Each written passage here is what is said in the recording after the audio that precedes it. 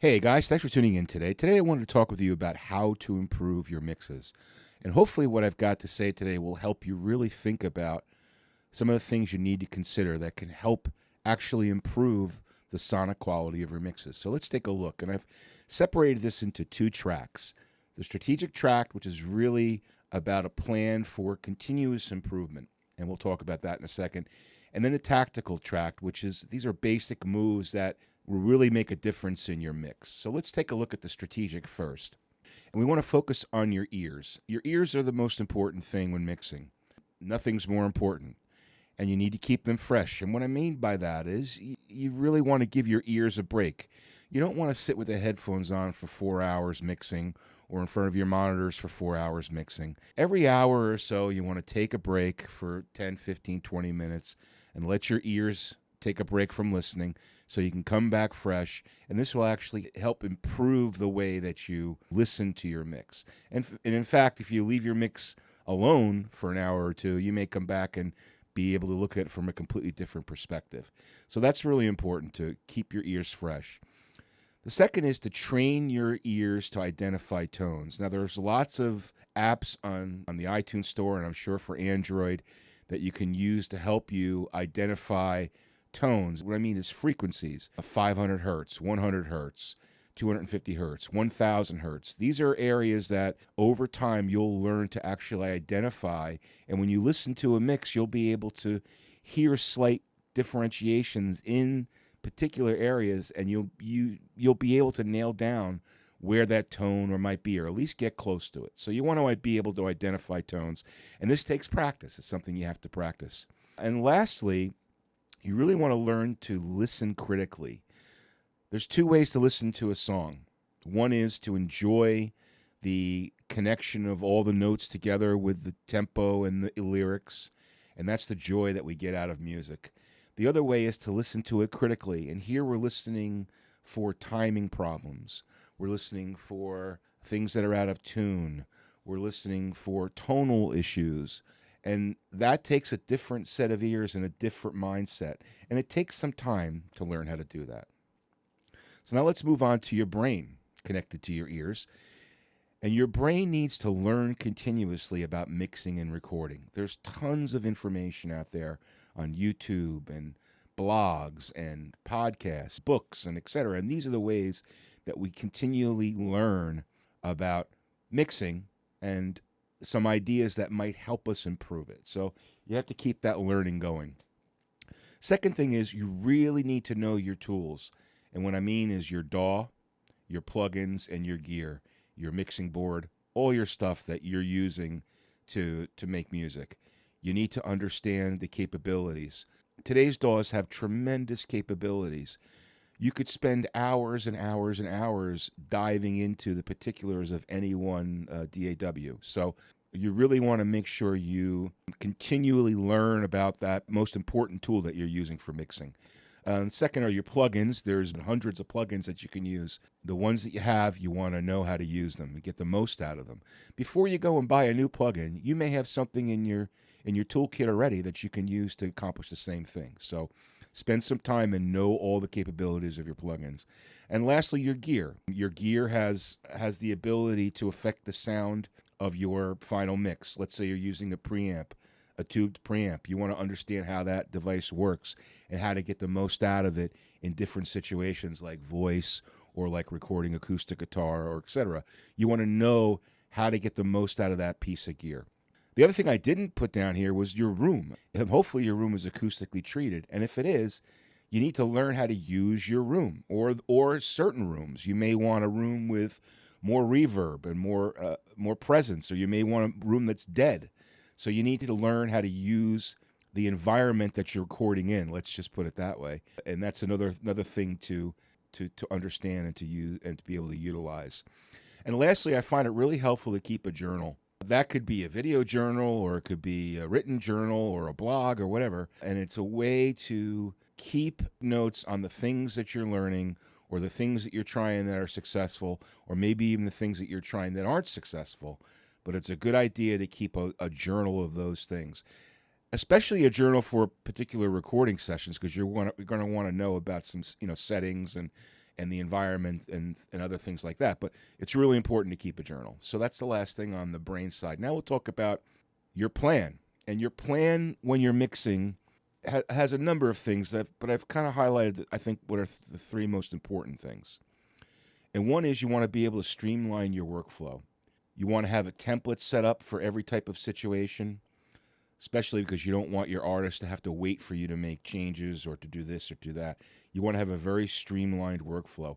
It'll help you on the recording side, and it'll also help you on the mixing side to be able to get the most out of your gear and your software. Secondly, you want to experiment. You want to think outside the box. Try this microphone. Try this technique. Try this position. Try cutting this frequency, et cetera, et cetera. You want to experiment, and you want to look for new ways to be innovative. And that's actually the fun of mixing, right? So you want to always keep that in your plan. And lastly, and probably most importantly, you always need to be asking yourself at every juncture of mixing is, what one thing will improve this mix right now? You think about that. What one thing will improve this mix right now? Would it be an EQ change? Would it be a little touch of reverb on a particular instrument? Would it be the removal of a frequency? This is the question that you need to continuously ask yourself as you're going through your mixing process. So that's the strategic side. Now let's talk about the tactical side. And these are the things that you're actually going to focus on when you're recording. And number one is you want to have a sonic vision of what your final mix is going to sound like. You want to sit down and think about, what do I want this mix to sound like? Do I want it to have a clear, crisp country sound? Do I want it to have a foggy, mystical, psychedelic sound? So you want to think about the end result and what you want your final mix to sound like. Secondly, and people say this all the time, get it right from the beginning. You want to make sure that when you're recording, you want an optimal recording from whatever the source is: acoustic guitar, a vocal, electric guitar, piano, drums. You want to take the time to make sure you're getting the most optimal recording. In some cases, some of the most famous engineers have to do very limited EQing on the back end because they take the time up front to record properly. Really, really super important. And down the line, it helps your mix. Third thing here is less is more, and to keep it simple. You don't want to overburden your mix with this plugin and that plugin and this harmonic distortion and et cetera, and add on and on and on. Less is more. As close as you can get. If you're optimizing your recording, you shouldn't have to add much to your mix. Let's put it that way. So you want to keep it simple. And lastly here is you also want to use reference mixes. So going back to number one, the sonic vision, find a reference mix that's very similar to what you want your result to be. Listen to that mix, maybe even keep it as a separate track in your mix so you can listen to it from time to time. You can try to copy or try to get that type of tone, right? So that's another good tactic to use to achieve your final result. The last part of the tactical is the actual moves you would make while mixing, and that is the number one important thing in my mind is gain staging. You want to make sure that all of your tracks have the gain set up properly so that you're not clipping, you're not throwing digital distortion into the end mix. You want to make sure that your gain staging is proper. And I have another separate video on gain staging that you can find, and I'm sure there's others on YouTube that you can watch. But spend time learning about gain staging. Most people will tell you as they're going through their journey of learning how to mix, most people will tell you that the most important thing they learned was gain staging. So that's number one. Second is subtractive EQing and filtering. Subtractive EQing, if you don't know, and I have a video on that as well, and there's others on YouTube, taking out objectionable frequencies. What you're going to do here is you're going to use an EQ plugin, and you're going to go through and listen to the frequencies, and you're going to listen for spots that are just horrible, sound horrible, and you're going to pull them out. Learn about subtractive EQing, because what happens is if you've got 18, 20 tracks in a mix, and you don't pull out all of the bad tones from those tracks, they add up on each other. And as you get to the final mix, you may have some screechy and horrible sounds. So subtractive EQing is important. And filtering is important. And what I mean by that is high-pass filtering, low pass filtering. For example, if you've got too much bass in your final mix, you may not be doing a good job on your tracks of pulling out the low end below, like, let's say 50 hertz, okay, for some of your tracks. On a guitar track, you may pull out everything below 125 hertz. On a vocal track, same thing. It really depends on where you want the mix to be. But you want to spend time with filtering, because the more crap you take out, the clearer your mix is going to sound on the back end. So these two are very important. Once that's done, it's getting that good balance between volume and panning. You want your instruments and your elements within your mix to have a home in the mix. You want your vocals to have a place balanced. You want your guitars, drums, etc. You want them all to have their place, so that when you're mixing and listening to it, you can focus on one particular instrument and hear it throughout the whole song, right? It's not getting bogged down by something else 50% of the time. So you want to make sure that you have a good balance in your mix. You can also use automation to accent dynamics of the song. You can bring out climaxes in the song with dynamics. You can lower things to make things more subtle and interesting. So you want to use automation, volume automation, maybe even panning automation to bring out those dynamics.